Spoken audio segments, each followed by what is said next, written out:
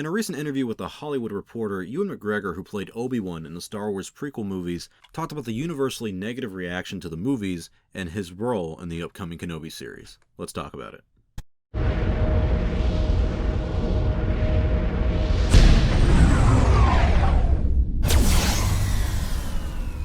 Have you seen Star Wars? So it's kind of funny when a actor comes out in a Star Wars movie and talks about things that they did or did not like in the movie. It seems to be praised when sequel actors do it, when Oscar Isaac or John Boyega, Daisy Ridley, they come out and say, like, oh, I really didn't like the way we went with this character of Finn, or they should have killed me off in the first one. We're all like, yeah, crap on it, it sucks. But then when Ewan McGregor comes out and says, yeah, the writing in the Phantom Menace, it wasn't Shakespeare or something. All these prequel fans are like, oh, dude, he betrayed us. Oh, they took his words out of context. Oh, how they did us wrong. Ewan's been doing this for some time. So in a recent interview with The Hollywood Reporter, it goes like this. For McGregor, a return to the Star Wars universe, the show picks up a decade after the events of 2005's Revenge of the Sith. It is the most tantalizing proposition to come his way in ages. It then talks about some actors that he beat to play the role of 1999's The Phantom Menace, Obi Wan Kenobi. The edgy indie star who'd become famous portraying a toilet-driven heroin addict assumed he was about to ascend to the same rung of cinematic immortality as Harrison Ford's Han Solo and Carrie Fisher's Princess Leia. It didn't quite play out that way. Star Wars fans' initial reaction to that film and the two that followed ranged from muted appreciation to utter indifference to the most vocal faction, outright hostility. Looking back, McGregor, whose subtle Obi-Wan was seen as a bright spot in the troubled series, acknowledges that, and he goes on to say, it was hard that they didn't get well received, that was quite difficult, they were universally not very much liked. Okay, so I'm going to skip to the next part of the interview that actually talks a little bit more about his experience on the prequels, and then I'll react to pretty much everything that he says. So the article goes on to say, but what began as a star fantasy evolved over a number of years into an actor's nightmare. With each successive and underwhelming prequel release, director George Lucas employed more and more CGI, and Ewan says, because George loves technology and loves pushing it into the realm, he wanted more and more control over what we see in the background. And then he goes on to say, by Revenge of the Sith, physical sets and backdrops had almost entirely been replaced by blue screens. Ewan says, after 3 or 4 months of that, it just really gets tedious, especially when the scenes are, I don't want to be rude, but it's not Shakespeare. There's not something to dig into the dialogue that can satisfy you when there's no environment there. It was quite hard to do. That won't be a problem on the set of the Obi Wan Kenobi series, where, as pioneered by creator Jon Favreau on The Mandalorian in a process called stagecraft, Ewan says, they project the virtual backgrounds onto this massive LED screen. So if you're in a desert, you're standing in the middle of a desert. If you're in the snow, you're standing by snow. And if you're in a cockpit of a starfighter, you're in space. It's going to feel so much more real.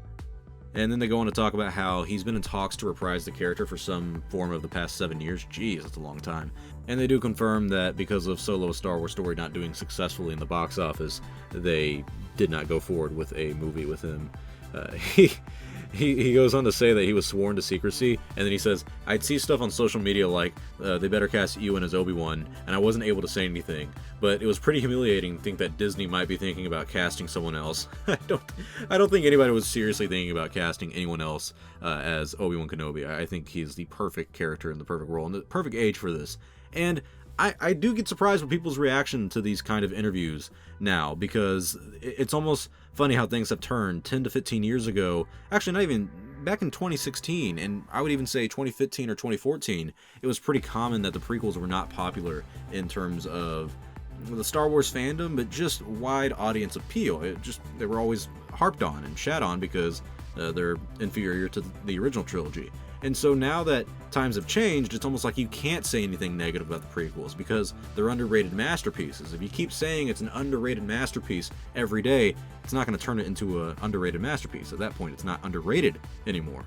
But my point here is that basically Ewan's been shitting on the prequels since they released.